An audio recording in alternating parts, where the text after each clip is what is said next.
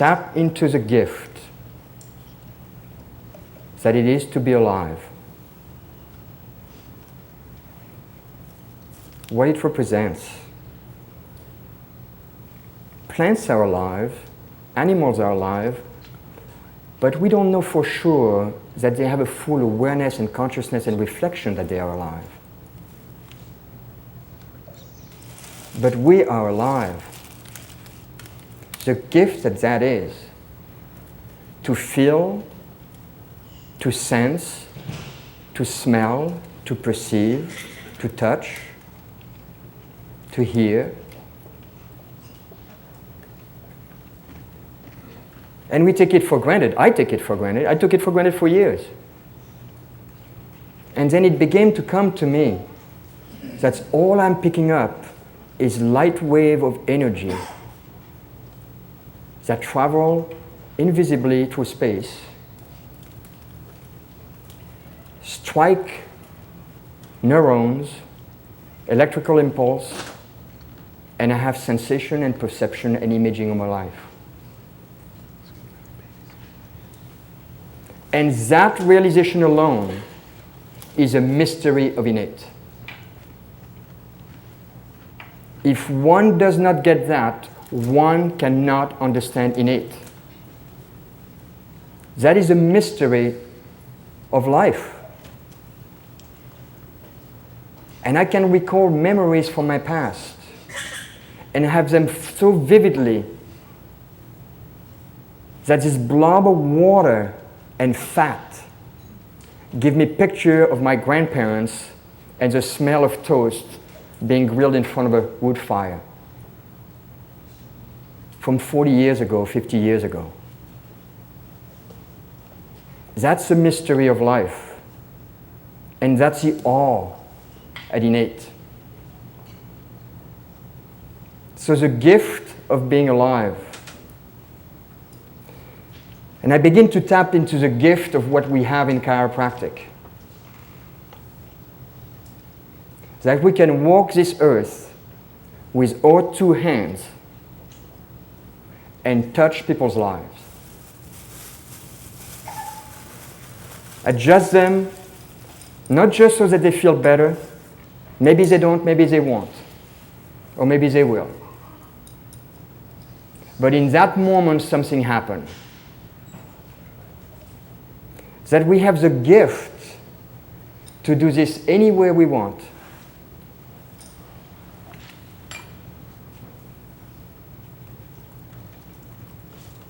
Some of you are students here, some of you are in practice. And you know, as a student, there is this great, looking up to the day you graduate. And then there's those of you that are in practice that drop into the reality of doing this. And what it took for you to do this, to touch people's lives deeply, not superficially, deeply. The gifts that we have, that we can share our understanding of life with other human beings because it was given to us. When I reflect on my life, my gratitude first goes to my mother for birthing me, in spite of the fact that she had a heart of stone. She had been wounded, and that was the result of the wound, a heart of stone.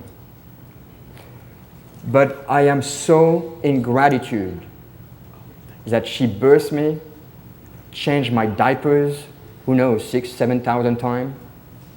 We don't think of those things. Cooked all those meals,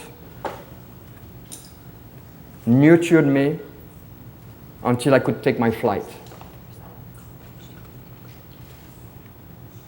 And then I look at the moment in my life where my life changed. I was a lost soul. I was a completely lost soul. I had so much rage in my body, so much rage in my being. I fought constantly. Life going nowhere. And one moment with a chiropractor, One moment, a first visit, and my gratitude goes to that man for speaking his truth. If he had not spoken his truth, if he had, quote, fixed me medically under the pretense of chiropractic, I have no clue where my life would be today. But that man spoke his heart and was willing to be rejected. He was willing to be denied. He was willing to speak his truth and have somebody say, "You're crazy. It's not for me. I don't want it. It's so far out." The words that he spoke to me in 1973 were so far out. To have the power and the guts to face clients and tell them that there is nothing he could do for them about what was wrong with them. That took some guts. There is nothing that I can do for what's wrong with you. But what I can do is address what is right in you.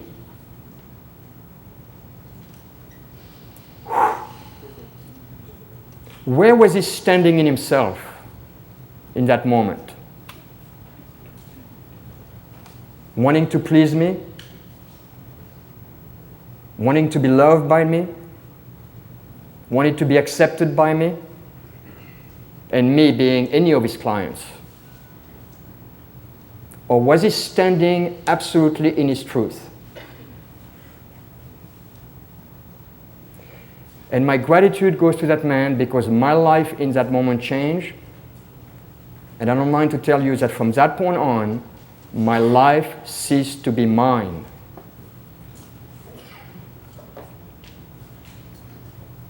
My life got surrendered to something greater that called me. I felt my calling in that moment. Jen, this morning in the car, when you share with me that where you have gone in the last year in practice has finally gotten you to the place where you recognize you were called to do this work. And there is student and chiropractor in this room. And what I will pass on to you is that it is my personal conviction that you have been called to do this work, or that you choose it as your calling, one or the other. And some of you have gone on the path, and then when the going got tough, you surrender, and now you're working.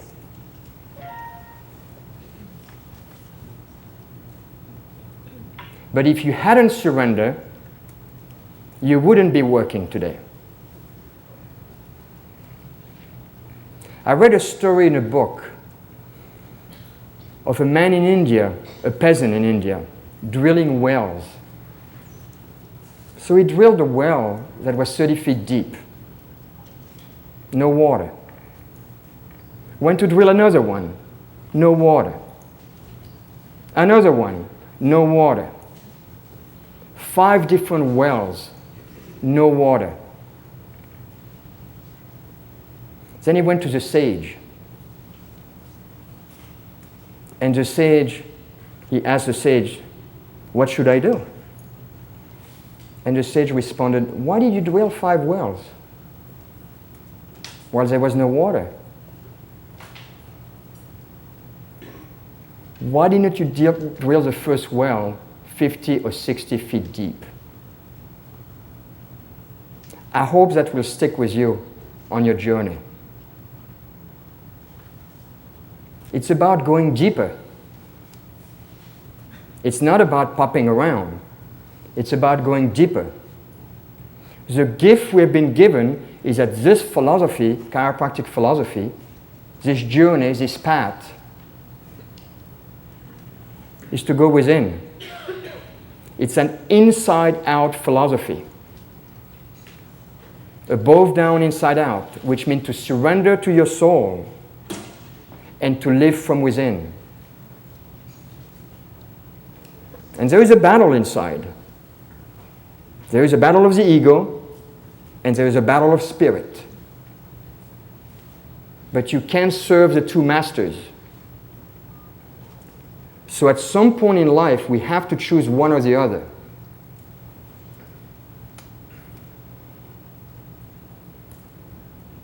And you decide which one you want to choose. But I can tell you that the moment that as a young pup, I surrendered my life to my calling, and nothing stood in my way, my life became blessed. This is an amazing gift. A gift that we need to pass on to others. There is many paths through life. This is not the only path. That's become arrogant. Oh, chiropractic is the only way. It become arrogant. It's a path. But it's a philosophy of life. It's a philosophy for living. It's a living, tangible, applicable principle that we can bring forth in life and abide by and conduct your life accordingly. And when we do so, we become aligned with life.